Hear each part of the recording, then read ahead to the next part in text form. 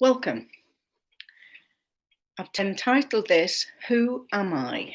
And it's a question that is a very important question to ask ourselves. I am named Sue Gaskell Barlow and have qualifications as a life coach. I'm internationally peer trained, international IPS trained, lots of bits of paper, and most of all, I come from life's experiences. I'm 73 years of age. I've written 3 books, and one of the books this is my first book, and then I had a second edition because it became something that people said they'd learned a lot from. So what I try and do is educate. I educate from reasoning, from wisdom, experiences, and most of all, common sense. And so Eating Your Words is a play on words. When in my early 20s, someone said, Susan, haven't you put weight on? Something went into my psyche and it affected me so much that next day I woke up and started cutting back on food that ended up in an eating disorder that was very hard to understand because there wasn't mention of it back in my day. An eating disorder and the control that food had over my life for decades and decades. And so who was I in that time?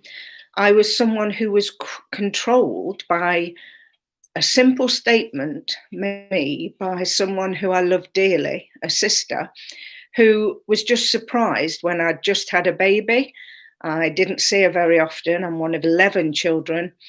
And she came and knocked on my door, how's Susan? And because I now know I needed her approval, I wanted her approval, I looked up to her because she was so beautiful. She didn't have any children, the only one of us that didn't have children. And she looked after herself. So her body was her temple in the sense that she always looked beautiful. She always looked after herself. And that was where she put her nurturing.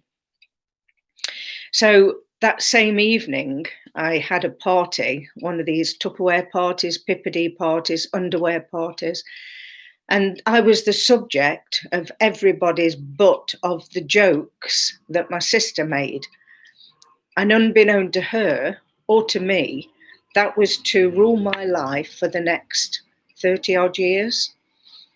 And so I'm here to say and ask you to ask a question. Who am I?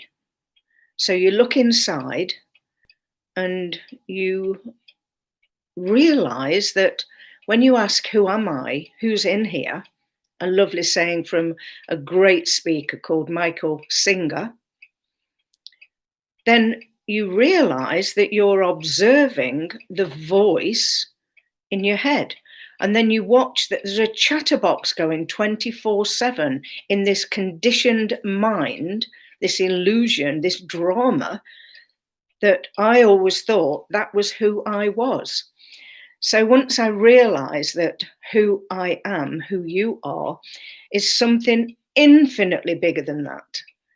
And the roles we play and the way we act out our lives, that is the greatest gift you can give yourself, is to stop and say, who am I outside of the roles I play? Who am I outside of the things I do for other people? So that now, and most definitely, a smile comes straight to my face because I'm not the subject of somebody's jokes, because psychologically I take on board or took on board whatever people said because they were more important than me. They must be right, so there must be something wrong with me. That was my thinking. Whereas now, of course, I don't need anyone's approval.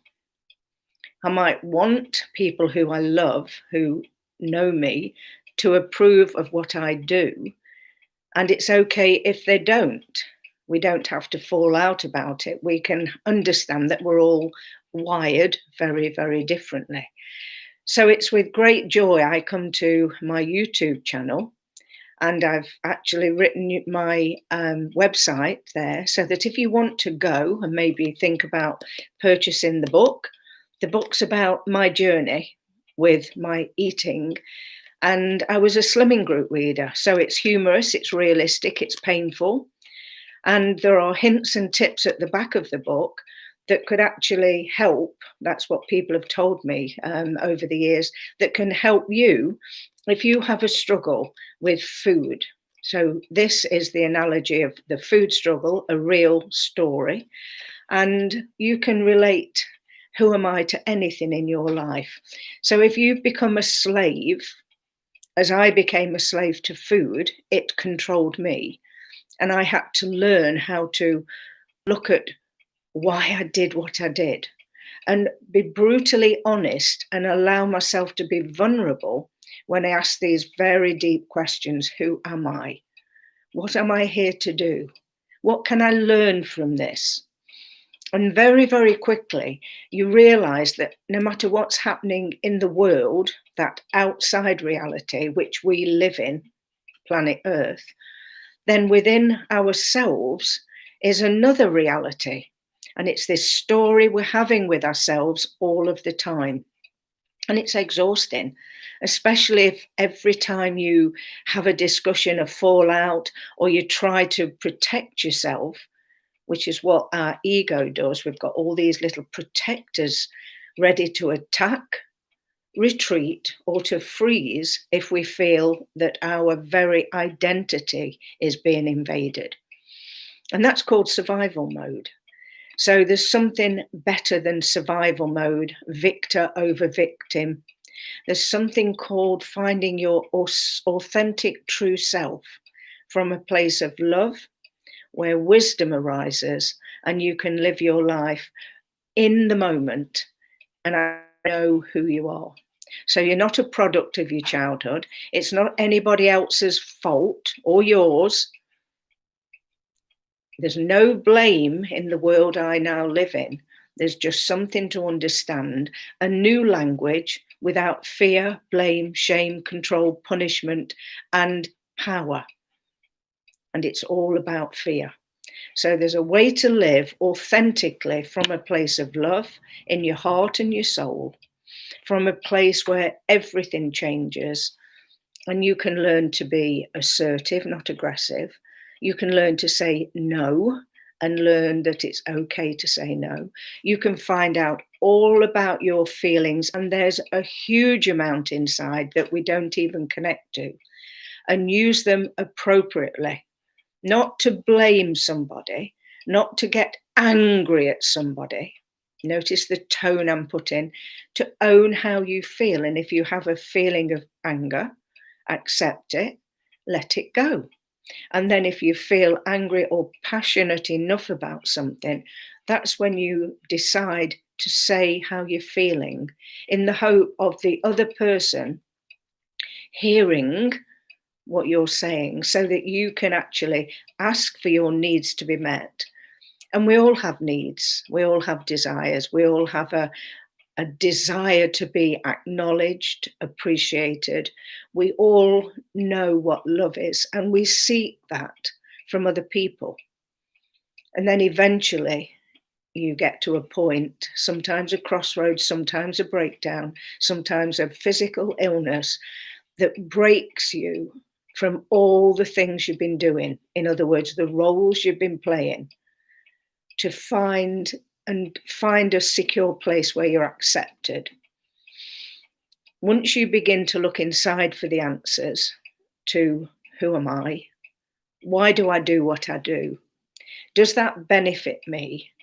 A whole world will open up for you. You will learn to acknowledge and validate yourself.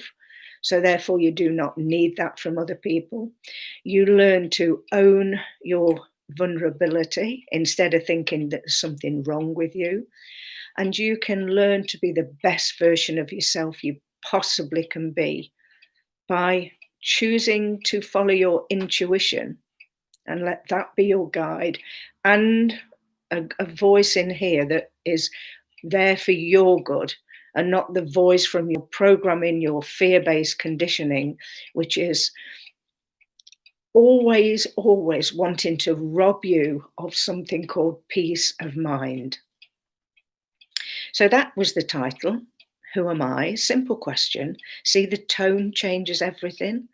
So if you were to write that without any smiley face or with an exclamation mark, people could misinterpret in their perception of what you were saying, as one gentleman did. And I'd never seen him before when I'd been speaking. I educate, I don't humiliate. I'm here to educate. And he said, if anybody asked me who I was, I'd tell them to mind their own effing business. And I read this out as I read comments out. So then I, out of curiosity, went to the man's site profile, and I had a vision of the gentleman, and I can instantly make not an assumption, I become aware of how that person's lived their lives and why they would find that an intrusion.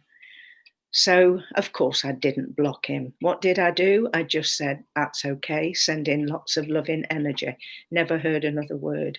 So you don't have to use attack or defend when other people are having the very thing we all want, a right to say what's going off in them. What we have to do is understand there's cause and effect for anything we say and do. And I say to myself, before I say something, would I like to receive what I'm about to say? So we can put ourselves in the other person's reality. And sometimes any attention is better than no attention. And that's why people get themselves into so much bother and create all sorts of mayhem in the drama of the story of who they think they are. Thank you for joining me. I hope more than anything, this gives you something to think about as you go about your day. Remember your reality in here. Only you live with you. Only you live with you, nobody else. So whatever you do and wherever you are, remember you matter. Bottom line is we don't feel good enough. So we try and protect in an egotistical sort of way, attack, freeze or step back and hope that people will not notice us. So because we're scared of conflict. So we either feel not good enough or we don't want to be a nuisance in case people get cross or reject us and so on. It's quite a silly game we play with ourselves, and it's very costly, the human condition. There is a way forward. Remember you matter. And I'd love to see you sign up for my YouTube channel, Facebook. Love to see you sign up on my email list just for me. If this drops, I've still got contact.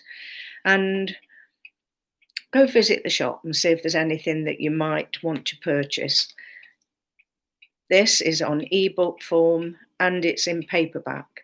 So one or the other, and my other two books are in ebook form. And lots of courses you can join. So if you want to know who you are, if you want to learn how to say no and have great relationships without them rejecting you, then I look forward to you joining me, and I'll see you soon. This is Sue Gaskell Barlow saying, whatever you do today, remember you matter. And if you can be anything, be kind. Bye for now. Bye-bye.